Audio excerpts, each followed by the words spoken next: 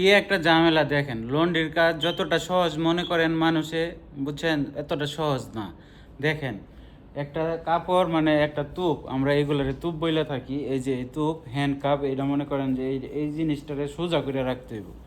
আমি তো আমার দোকানে কিন্তু আয়রন করতে পারি না, মেশিন এখনো রেডি হয় নাই, তো কোম্পানিতে পাঠাইতে হয়।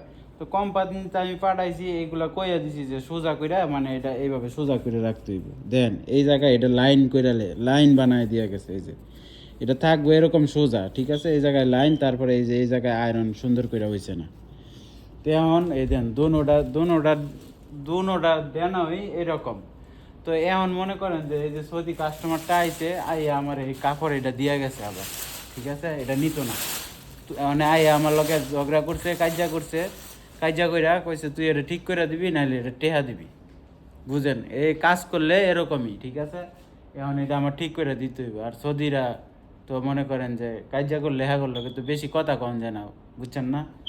মানে কি করবো, পরে রাখছি, আমি কইছি আচ্ছা ঠিক আছে তুই দিয়া যা, কালকে লয়ে যাইস, আমি ঠিক করে দিতেছি।